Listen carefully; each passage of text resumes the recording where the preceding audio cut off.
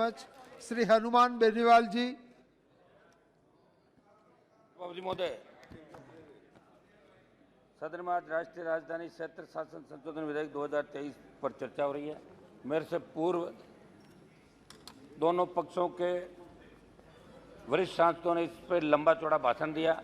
ये अच्छा होता कि जब सदन चालू हुआ उसके 1-2 दिन बाद ही बैठ के तय हो जाता, तो 15 दिन हमारे खाली नहीं जाते, ऐसे ही चले गए 15 दिन।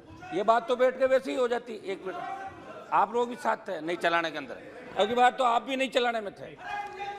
एक मिनट सभापति महोदय, इसके उद्देश्य और कारणों की तरफ देखें तो ये ध्यान में आया कि इसका उद्देश्य दिल्ली राष्ट्रीय राजधानी क्षेत्र शासन अधिनियम 1991 में संशोधन करना है।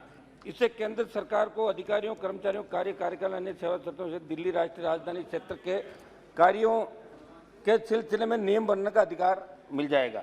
सभापति महोदय, गृह मंत्री जी ने माननीय सुप्रीम कोर्ट के निर्णय की व्याख्या सदन में पढ़कर सुनाई।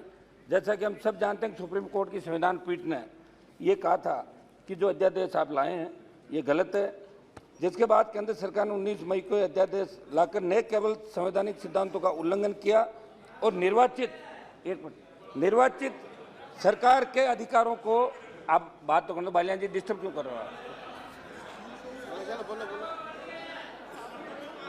एड्रेस टू चेयर तो करूं मैं एक बार। Hanuman ji, you address to cheer. शुरुआत तो करने दो सर। You address. धीरे धीरे फ्लो में आऊंगा, धीरे धीरे। नहीं, आपको तीन मिनट है। You have to conclude in 3 minutes. और निर्वाचित सरकार के अधिकारों को हड़पने की कोशिश की, बल्कि सुप्रीम कोर्ट की संविधान पीठ के फैसले को, प्रभाव को भी खत्म किया। और इससे साफ हो गया कि एनडीए की सरकार संविधान, लोकतंत्र, संघ के ढांचे सुप्रीम कोर्ट को नहीं मानती।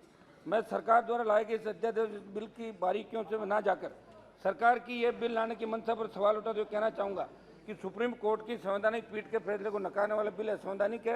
अनुच्छेद 239(2) में साफ साफ कहा गया कि दिल्ली में एक विधानसभा होगी, जबकि अन्य केंद्र शासित प्रदेशों में, आपके कई सांसद ये दे रहे थे कि दिल्ली केंद्र शासित प्रदेश है, लेकिन इसके अंदर आप पढ़ें कि दिल्ली में एक विधानसभा होगी, जबकि अन्य केंद्र शासित प्रदेशों में विधानसभा हो भी सकती है और नहीं भी। ये दिल्ली को भारतीय राज्यों के समान एक सामान्य संघीय इकाई बनाता है, जिससे दिल्ली सरकार को सरकार के प्रतिनिधि के रूप में माना जाता है। सभापति महोदय, हमारा तो इसके अंदर गृह मंत्री जी यहाँ बैठे हैं, मैं इनसे आग्रह करूंगा कि ये जितनी भी छोटी पार्टियां इस देश के अंदर है, जो आपके एनडीए के एलआई के अंदर भी थी, आप इन छोटी पार्टियों से नहीं डरे। गृह मंत्री जी ये कहीं न कहीं आपको हमेशा मदद करती रही, पहले भी हर जगह मदद करती है, इनसे कुछ भी नहीं होगा। सही तो ये होता कि आप विधानसभा, दिल्ली की विधानसभा नहीं जीतने से परेशान जरूर। एक मिनट साहब, एक मिनट बात तो करना था। तो सब लोगों ने बोला आधा घंटा भाषण दिया, 1 मिनट बात तो समाप्त करना था मेरी। आप इतना इनका पीछा नहीं करें, क्योंकि आप जितना इनका पीछा करोगे उतने ही वापिस जीत के आएंगे, इसलिए आपको इस चीज़ का भी ध्यान रखना। मेरा इसके अंदर निवेदन था गृह मंत्री जी कि जो सरकार चुनी जाती है वो जनता की सरकार होती है, उस सरकार को काम करने का अधिकार आपको देना चाहिए। बड़ा मन रख के काम करने का अधिकार आप देंगे तो ये खूबसूरत लोकतंत्र कहलाएगा। हिंदुस्तान वर्ल्ड का सबसे बड़ा लोकतांत्रिक देश है और राज्य जुड़े विषय पर निर्णय लेने का स्वतंत्र अधिकार राज्य को मिले, मेरा ये आपसे आग्रह था। और आपका जो मैनिफेस्टो है भारतीय जनता पार्टी का, वो हमेशा मैनिफेस्टो ये कहता है कि हम स्वतंत्र राज्य का दिल्ली को दर्जा दिलाएंगे। या तो मैनिफेस्टो में आप नहीं कहते, वो झूठा है, और यहाँ झूठी बात है। मैं गृह मंत्री जी आपसे ये भी आग्रह करूंगा कि दिल्ली के हमारे जो भाई सांसद है सारे, और ये मेरा विशेष ख्याल रखते हैं, तो आज इनकी सब जगह पर्ची दे के कह रहे थे कि जैसे गृह मंत्री जी बैठे तब हमारा भाषण कराओ, एक से एक जिद कर रहे थे आप लोग। तो विदुड़ी जी समाप्त कीजिए, समाप्त कीजिए। विदुड़ी जी, मनोज तिवारी जी और परवेज वर्मा जी ने अच्छा भाषण दिया तीनों ने। इनकी परफॉर्मेंस को देखते हुए कोई मंत्रिमंडल का विस्तार हो तो एकाध का number. Thank you very much, thank you. एक मिनट, एक लास्ट मेरा एक मेरा सर आग्रह था कि अपने मणिपुर, हरियाणा, इसकी तरफ भी आप ध्यान दें। गृह मंत्री जी यहाँ बैठे, और एनडीए की बैठक गृह मंत्री जी आपने बुलाई, लेकिन लेट बहुत बुलाई, 4.5 साल में याद नहीं है आपकी। और अब की बार तो ऐसे दलों को बुला ले जिनका एक भी एमपी नहीं है।